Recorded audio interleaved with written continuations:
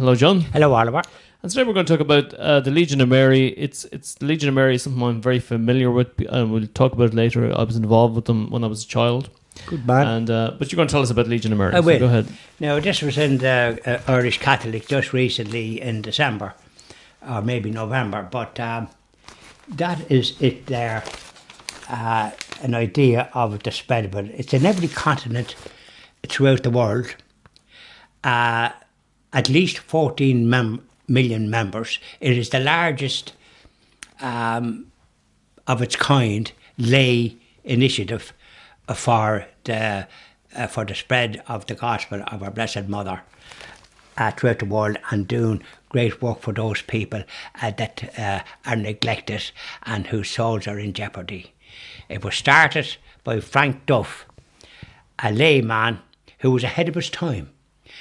He started it in 1921, and it's the 100th anniversary now in just there lately in 2021 this year, and it's such a success story that it's incredible to think of it. And there's Frank. I'm going to show you another one now. Can you see that? Yeah, I can see that. Yeah, I'm going to show you another one here. This is, there was articles written about him, but there he is with the Blessed Mother there, here. And he was a civil servant. Duff's insight into the beauty of womanhood. Okay, so he was a civil servant. Yeah, go on. Duff's insight into the beauty. It was all women, which was unusual because women were not to the forefront. But Frank Duff was actually ahead of his time. He then eventually had men in it as well, but it was women, and they were well placed. And he put the foundation for the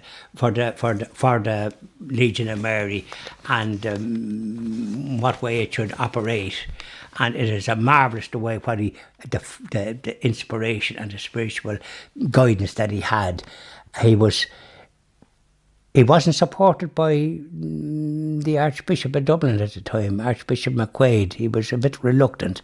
And one thing he started as well was to try and bring the Jews together, Catholics and the Protestant churches.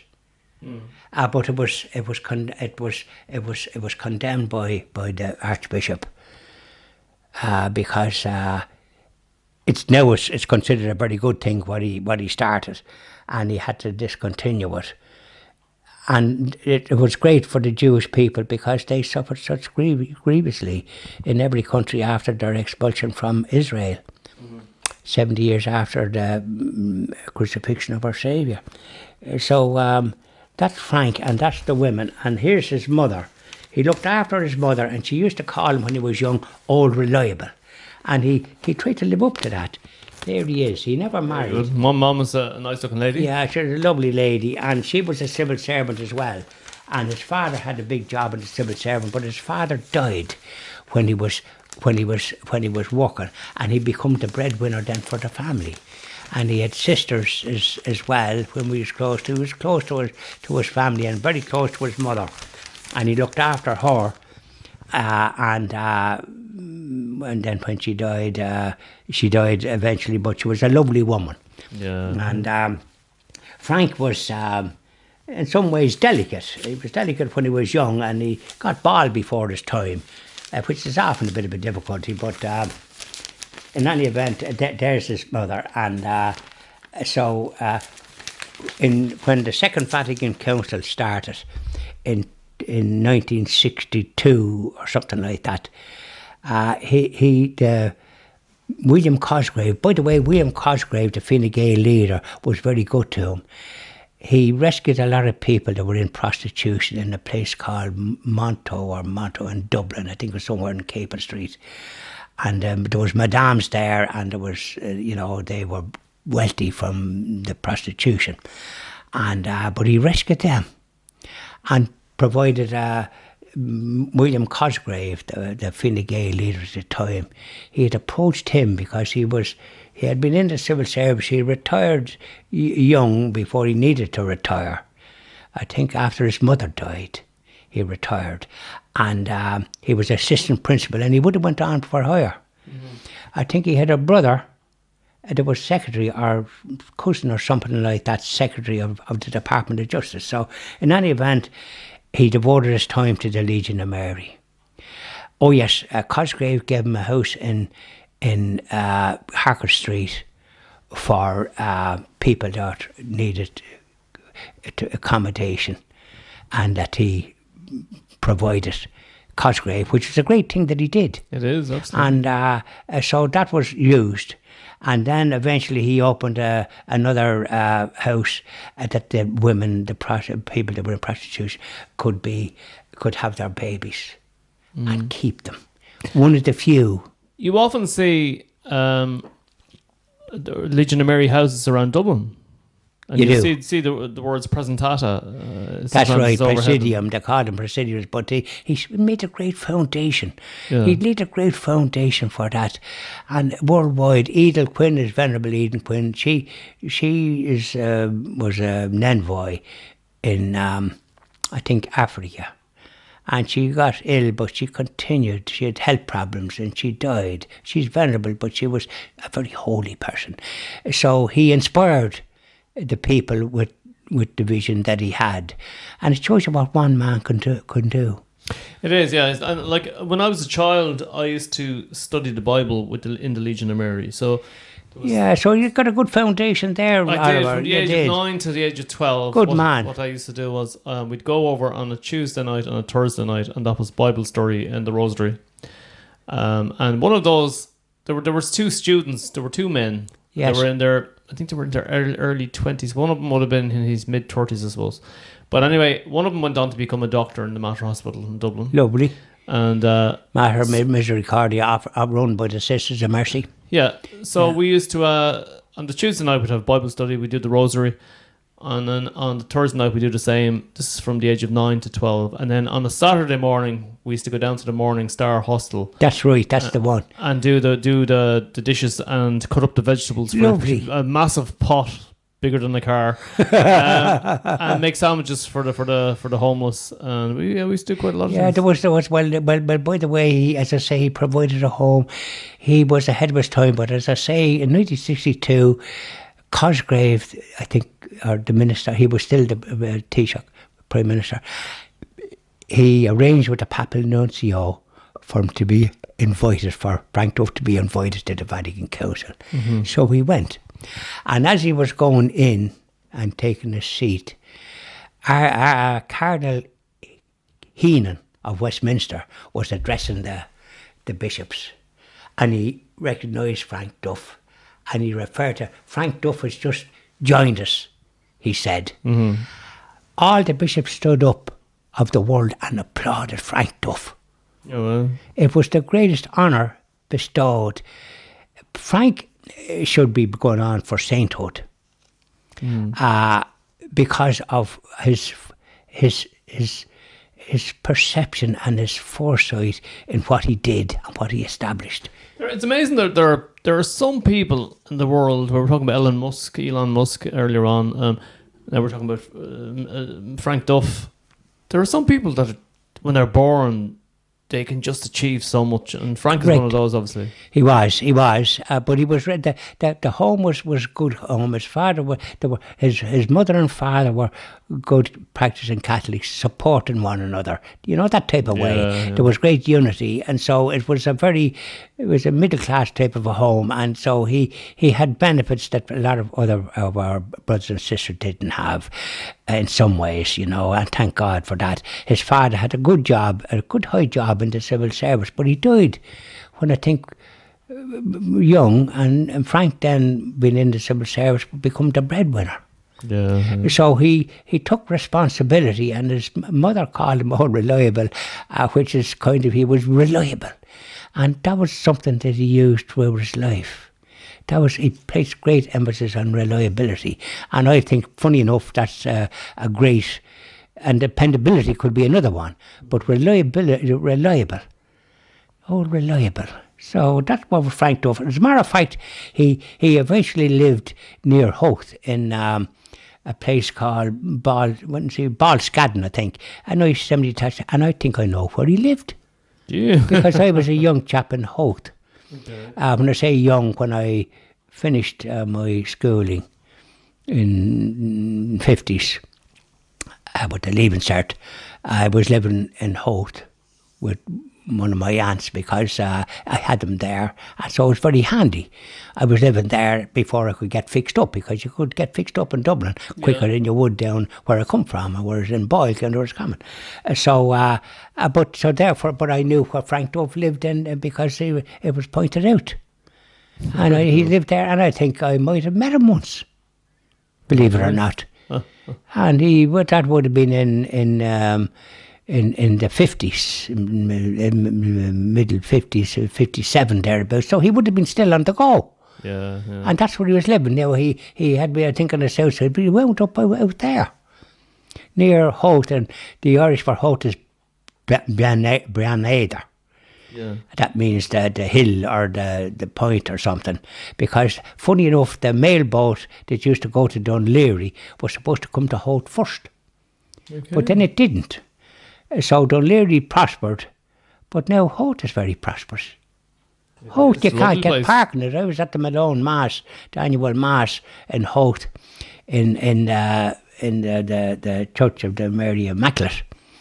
My great grandmother reported to have seen, and though it's not mentioned in their whatever the thing they produce, to see the Lamb of God on this site, and the parish priest got their church built there. She was quite near it, looked across, she saw a lamb. Oh. You know, so it's anyways, that's a story that was told when I was young, and which is a good story. It is. A very good story. And so that's the church there in Hoth, and Church of the Assumption, I think it's called. And so the Malone Mass was there, and there wasn't as many as there normally is with this COVID business and various restrictions that are imposed on people. But I was at it, and come a good journey to it, and some other people were at it that I knew, some relatives, but not as many as normally. Yeah. Which is a pity, because you're safe enough in the church. So that was Frank Duff, and so a marvellous example of what our brothers and sisters were fit to do in those times. Well, I can tell you that as a teenager, then I decided I learned some music, learned how to play the keyboard, the guitar, done a bit of singing. And then I went back to the Legion of Mary, and I said to them that I'd do a gig for them with my friends. Okay? And they had a big dance hall for the St. Brendan's mental health patients.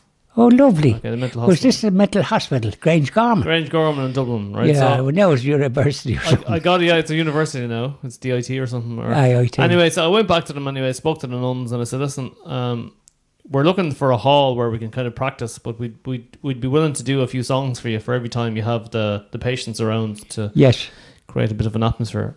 So we done our first gig, and it was a complete disaster. Okay, our microphone was barely working. It broke, right? Then the amplifier, there was a big bang out of it. Okay, that broke. The whole thing went terribly wrong. A disaster. Disaster. I was only about 17 at the time. I know. It was a complete disaster. We never played again. But we got one song out of it anyway, and we got them up dancing and stuff, so we got something. Before it sort of broke down. But broke. Funny enough, that seemed to be a problem with amplifications them times. It was. I come across more of that in my time. Yeah. And I used to say to myself, does anybody know what they're doing at all? Or is there chancers coming up with equipment and it's not fit for purpose?